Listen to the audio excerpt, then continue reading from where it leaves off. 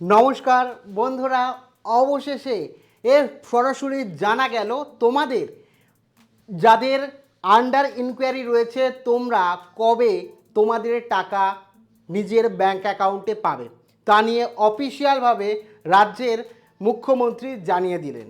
এর সমস্তটা বিস্তারিত জানাবো এই ভিডিওতে। যাদের আন্ডার ইনকোয়ারি রয়েছে তারা ভিডিওটি প্রথম থেকে শুরু করে শেষ পর্যন্ত ওয়াচ করো। ভিডিওটি ভালো লাগলে অতি অবশ্যই একটি লাইক প্রদান করো। আমাদের পরিবারের সদস্য না হয়ে থাকলে এই যে কালো রঙের সাবস্ক্রাইব বাটন রয়েছে, সাবস্ক্রাইব বাটনে ক্লিক করে পাশের বেল আইকনে ক্লিক করে অল নোটিফিকেশনে ক্লিক করে রাখো, যাতে সমস্ত তথ্য সম্পূর্ণ বিনামূল্যে তোমরা পেয়ে যেতে পারো। আর সাবস্ক্রাইব করতেও কোনো রকম টাকা লাগে না, অবশ্যই সাবস্ক্রাইব করে রাখো। দেখো এখানে পরিষ্কারভাবে তোমরা দেখতেই পাচ্ছ যে অন্নপূর্ণা যোজনার আন্ডার ইনকোয়ারি যাদের স্ট্যাটাস দেখাচ্ছে তাদের আসলে পরবর্তী অর্থ এবং পদক্ষেপ কি রাজ্য সরকারের তরফ থেকে সেটাই বিস্তারিত জানাবো। প্রথমেই বলে রাখি, গুজব। আন্ডার ইনকোয়ারি দেখাচ্ছে মানেই আমার ফর্ম চিরস্তরে বাতিল হয়েছে বা আমি টাকা পাবো না, এই গুজব থেকে সম্পূর্ণ দূরে থাকুন।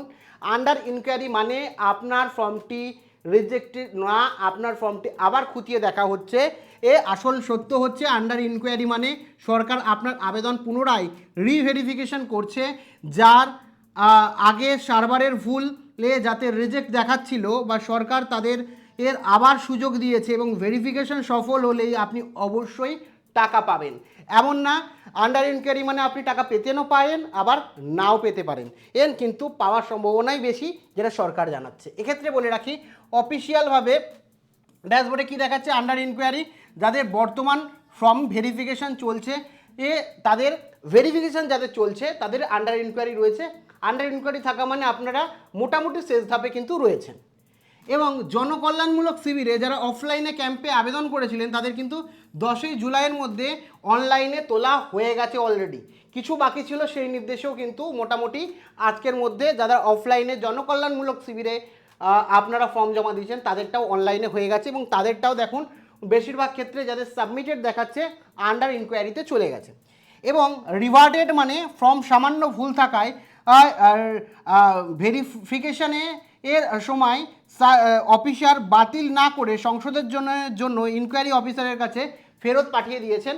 অর্থাৎ মেন যে ভেরিফিকেশান করবে ডিস্ট্রিক্ট বা ডিএম এর তরফ থেকে, ডিস্ট্রিক্ট ম্যাজিস্ট্রেটের অফিস থেকে, সেটা ভেরিফাই হওয়ার সময় কোনো কিছু খামতি তাদের লেগেছে, মনে হয়েছে যে ঠিকঠাক না, সেই কারণে আন্ডার ইনকোয়ারি অফিসারের কাছে আবার পুনরায় পাঠিয়ে দিয়েছে, যাতে সমস্ত ডেটা নিয়ে ঠিক করে আবার ভেরিফিকেশান করে তারা যাতে রিভার্ট করতে পারে। সেই কারণে একটা স্টেপ এগিয়ে গেছে, তাই রিভার্টেড দেখাচ্ছে। পেমেন্ট জুন বলে রাখি, যারা সফলভাবে জুন মাসে কিস্তি পেয়েছেন তাদের তালিকা কিন্তু প্রকাশিত হয়েছে অলরেডি।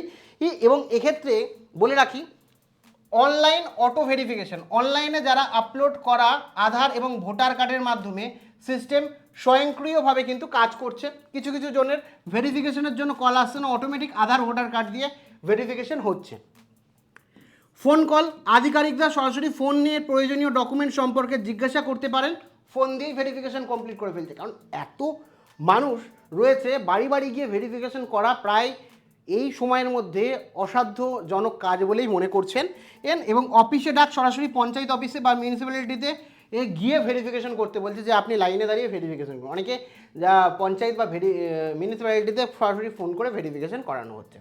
এবং কিছু কিছু জায়গায় ভারী যাচ্ছে, আশাকর্মী এবং আইসিডিএস কর্মীরা বাড়ি বাড়ি গিয়েও তথ্য কালেক্ট করে ভেরিফিকেশন রীতিমতো কিন্তু করছে। কেমন?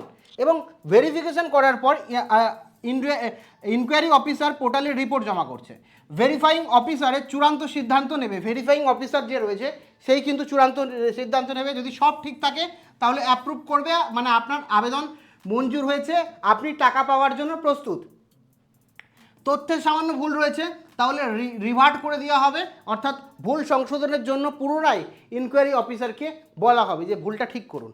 আর যদি আবেদনকারী সম্পূর্ণ অযোগ্য হয় তাহলে চিরস্তরে কিন্তু আপনার পার্মানেন্টলি রিজেক্ট বা পার্মানেন্টলি বাতিলের খাতায় আপনার হয়ে যাবে। এই তিনটে প্রসেস এই মুহূর্তে আন্ডার ইনকোয়ারি যাদের দেখাচ্ছে তাদের তিনটে প্রসেস হয়ে যাবে। কাদের এই মুহূর্তে অ্যাপ্রুভ হয়েছে অবশ্যই কমেন্টে জানেন, ঠিক আছে?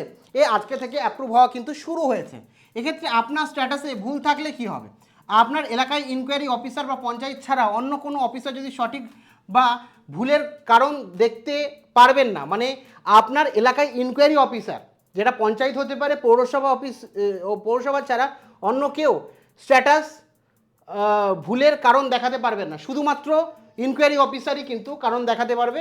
হয়তো অন্য কোনো, হয়তো আপনার আশাকর্মী বাড়িতে এসছে, তথ্য নিয়েছে, যা সমস্যা যা কিছু দেওয়া সেটাই ইনকোয়ারি অফিসারই কিন্তু করবে। ভুল চিহ্নিত করা এবং আসল প্রমাণপত্র নিয়ে পঞ্চায়েতে পৌরসভায় যান। আর যাদের ফোন আসছে বা যাদের এখনও পর্যন্ত ইনকোয়ারি হয়নি, একবার খোঁজ নিন। ইনকোয়ারি অফিসার পোর্টালে এডিট অপশানের মাধ্যমে আপনার ভুল সংশোধন করে দেবে। ধরুন পোর্টালে নাম খুঁজতে একটি ডকুমেন্টের প্রয়োজন, হয়তো আধার কার্ড বা ফোন নাম্বার বা অ্যাপ্লিকেশন আইডি, নাম যে কোনো একটা নিলেই কিন্তু আপনার সরাসরি ফর্মটা চলে আসবে। তো আপনি আধার কার্ড দিয়েও ফর্ম বের করতে পারেন, এর একই সাথে ফোন নাম্বার দিয়েও এবং অ্যাপ্লিকেশন আইডি দিয়েও করতে পারেন। তো আপনার অ্যাপ্লিকেশন আইডি থাকলে অ্যাপ্লিকেশন আইডি, সবথেকে ভালো কী বলুন তো, যদি আপনি আধার কার্ড নিয়ে যান, ঠিক আছে।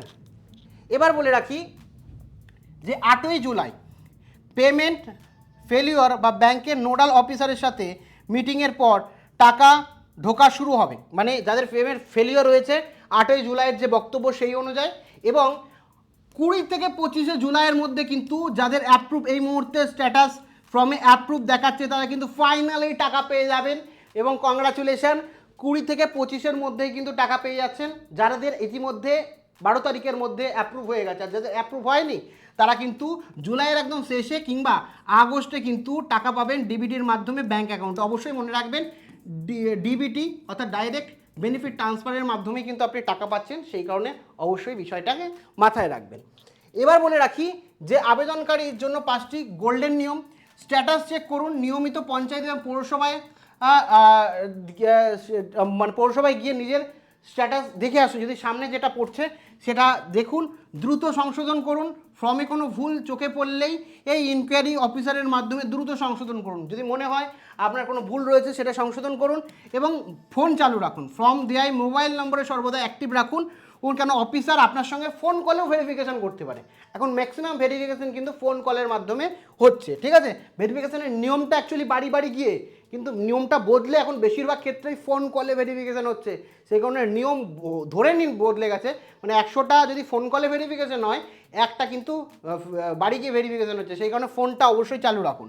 ধৈর্য ধরুন, 20 থেকে 25শে জুলাই স্ট্যাটাস আপডেট হবে, যাদের আপডেট হয়নি আর যাদের আপডেট হয়ে গেছে তারা 20 থেকে 25শে জুলাইয়ের মধ্যে টাকা পেয়ে যাবেন, কিংবা যাদের পরে অ্যাপ্রুভ হবে তারা কিন্তু রীতিমতো আগস্ট মাসের 1 তারিখে পাবেন। গুজবে কান দেবেন না, শুধুমাত্র সঠিক সরকারি আপডেটে বিশ্বাস রাখুন। ইনকোয়ারি মানেই বাতিল কিন্তু নয়। পুরো বিষয়টা আপনাকে বললাম।